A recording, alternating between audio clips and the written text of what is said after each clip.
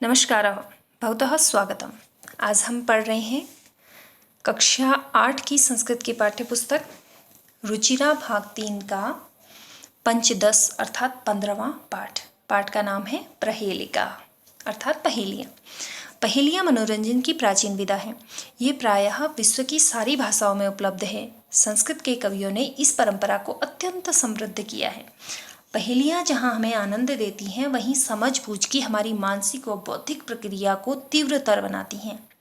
इस पाठ में संस्कृत प्रहेलिका पहेली पूछने की परंपरा के कुछ रोचक उदाहरण प्रस्तुत किए गए हैं। पहली पहेली है, कस्तूरी जायते कस्मात् को हन्ति करिणाम कुलम किम कुर्यात् कातरो युद्धे मृगात् सिंह पलायते। इस पहेली में सबसे पहले आप एक बात को गौर कीजिए। यह श्लोक 4 पंक्तियों का है, जिसमें प्रथम 3 पंक्तियों में अंत में प्रश्नवाचक चिन्ह लगे हुए हैं, जबकि चौथी पंक्ति में किसी भी तरह का प्रश्नवाचक चिन्ह नहीं लगा हुआ है। तो इस एक श्लोक के अंदर 3 प्रश्न आपसे पूछे जा रहे हैं। कस्तूरी किससे प्राप्त होती है? कस्तूरी अर्थात एक सुगंधित द्रव्य होता है। जायते उत्पन्न होती है। कस्मात् किससे? कस्तूरी किससे उत्पन्न होती है। को हन्ति करिणाम कुलम, को कौन, हन्ति मारता है, करिणाम हाथियों के, कुलम कुल को। अगला, किम कुर्यात् कातरो युद्धे, किम कुर्यात् क्या करते हैं, कातरो कायर, युद्धे युद्ध में, कायर युद्ध में क्या करते हैं। ये 3 प्रश्न पूछे गए हैं। कस्तूरी किससे प्राप्त होती है, हाथियों के कुल को कौन मारता है, और कायर युद्ध में क्या करते हैं। अब हम चौथी पंक्ति पे गौर करेंगे तो यहाँ लिखा है मृगात् सिंह पलायते, जो किसी भी तरह से प्रश्न नहीं है, लेकिन यह प्रथम 3 पंक्तियों के उत्तर हैं। पहली पंक्ति का उत्तर पहला शब्द है, दूसरी पंक्ति का उत्तर दूसरा शब्द, और तीसरी पंक्ति का उत्तर तीसरा शब्द जो चौथी पंक्ति में है। कैसे है, अब देखिए। कस्तूरी जायते कस्मात्, कस्तूरी किससे प्राप्त होती है, और हमें पता है कस्तूरी मृग अर्थात हिरन से प्राप्त होती है, तो उत्तर है मृगात्। दूसरा है को हन्ति करिणाम कुलम, हाथियों के कुल को कौन मारता है। दूसरा शब्द है चौथी पंक्ति का सिंह, जो दूसरी पंक्ति का उत्तर है कि हाथियों के कुल को सिंह अर्थात शेर मारता है। किम कुर्यात् कातरो युद्धे, कायर युद्ध में क्या करते हैं। चौथी पंक्ति का अंतिम शब्द पलायते, कायर युद्ध में पलायन करते हैं, भाग जाते हैं। इस तरह से हमने इस पहेली को हल कर लिया। दूसरी पहेली है, सीमंतिनीसु का शांता राजा को अभूत गुणोत्तमः विद्वद्भिका सदा वंध्या अत्रैवोक्तम न बुध्यते। अर्थात ये क्या कह रहे हैं, सीमंतिनीसु, सीमंतिनीसु का मतलब होता है नारियों में, का मतलब कौन, शांता मतलब शांत है, नारियों में कौन शांत है। राजा को अभूत गुणोत्तम, राजा मतलब राजा, को अभूत कौन हुआ, गुणोत्तम गुणों में उत्तम, अर्थात उत्तम गुणों वाला राजा कौन हुआ। विद्वद्भि का सदा वंद्या, विद्वद्भि मतलब विद्वानों के द्वारा, का कौन, सदा हमेशा ही, वंद्या मतलब वंदनीय है, विद्वानों में कौन सदा वंदनीय है। अत्रैवोक्तम न बुध्यते, अत्रैव उक्तम, अत्र एव यहाँ ही, उक्तम कही गई है, यानी कि यहीं कहा गया है, इसका उत्तर जो है वो यहीं कहा गया है। न बुध्यते अर्थात नहीं समझ आ रहा है, यहीं इसका उत्तर कहा गया है लेकिन समझ नहीं आ रहा है। तो इसका उत्तर हमें ढूंढना है। इसके लिए हमें एक चीज़ देखनी है, जो पहली पंक्ति है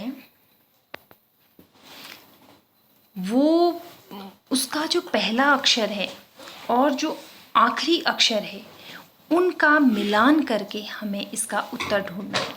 पहली पहेली में हमें 3 पंक्तियों में प्रश्न पूछे गए थे और चौथी पंक्ति में उनके उत्तर साफ साफ लिखे हुए मिल गए थे। लेकिन इस पहेली में हमें पहली पंक्ति के पहले शब्द को और आखिरी शब्द को मिलाकर एक नया शब्द बनाना है। पहले वर्ण और आखिरी वर्ण को मिलाकर एक नया शब्द बनाना है, वही उस पंक्ति का उत्तर होगा।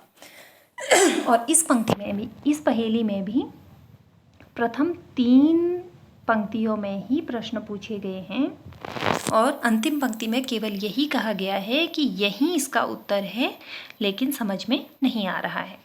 तो अब हम ये समझ चुके हैं कि दूसरी वाली पहेली के तीनों प्रश्नों का उत्तर हमें पहले शब्द वर्ण और आखिरी वर्ण को मिलाकर एक शब्द बनाना है और वही उस पंक्ति का उत्तर होगा।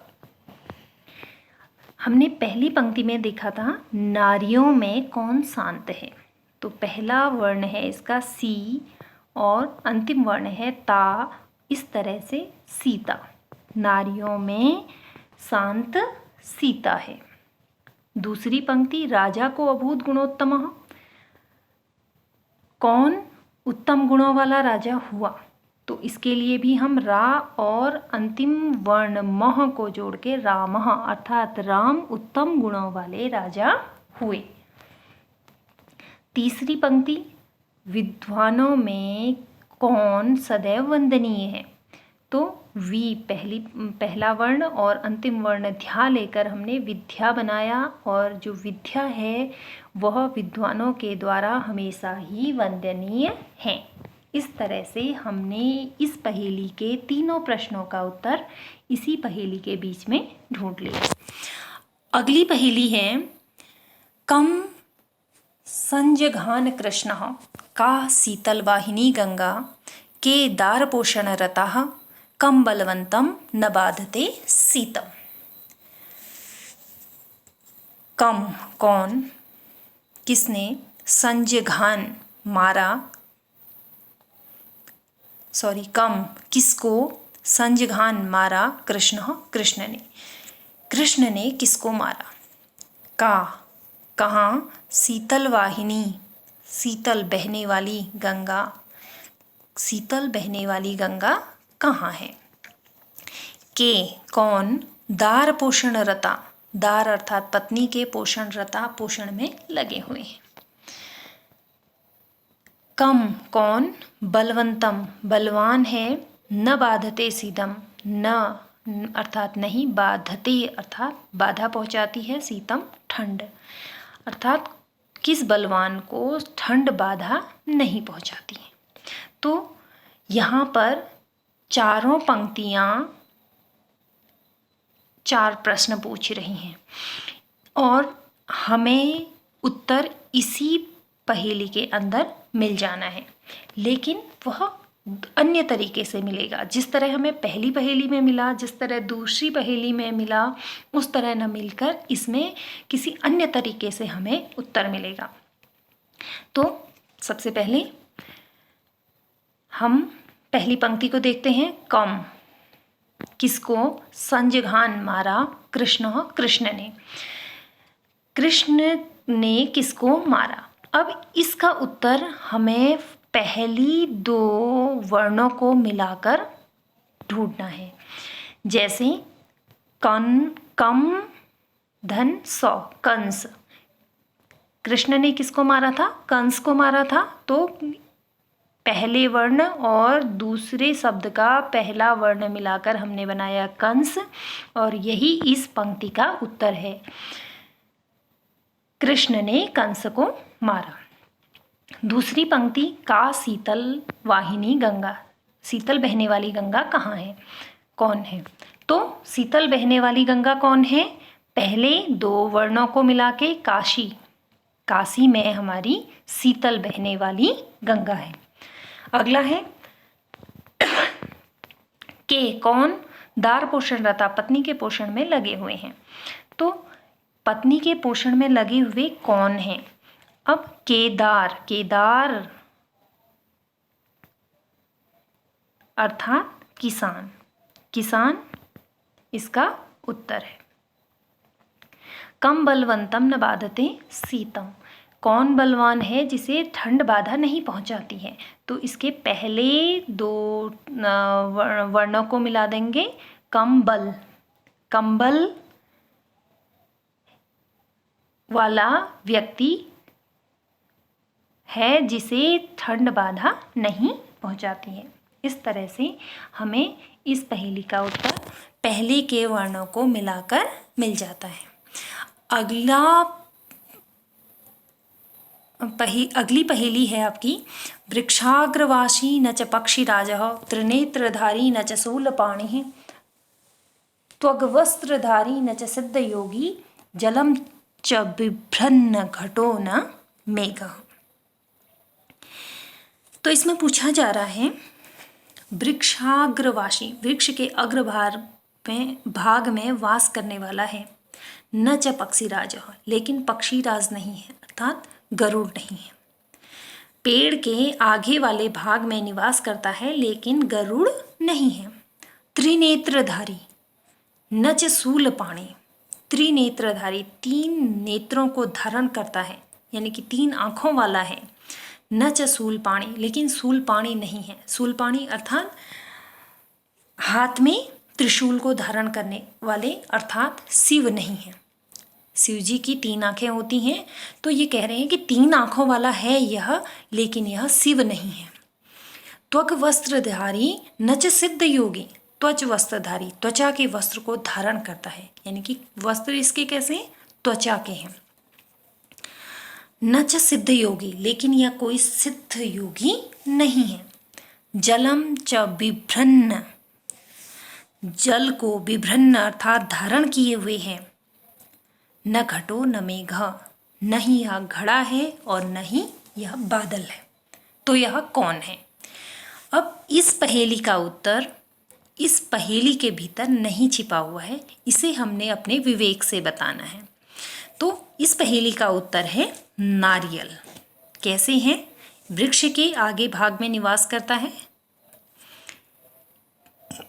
तीन आँखों वाला है, त्वचा के वस्त्र पहनता है, आपने देखा होगा जटा की तरह इसमें ऊपर से दिखाई देती हैं, और इसके भीतर जल होता है, जल भरा हुआ होता है, जल को धारण किए हुए होता है। तो इस पहेली का उत्तर हो गया नारियल। तो इस तरह से हमने इन पहेलियों को हल किया। आशा है आप लोगों को समझ में आया होगा। मेरे 8th क्लास के सारे संस्कृत के वीडियो मेरे चैनल पर उपलब्ध हैं।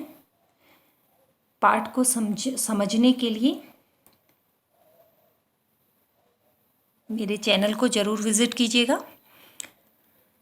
धन्यवाद।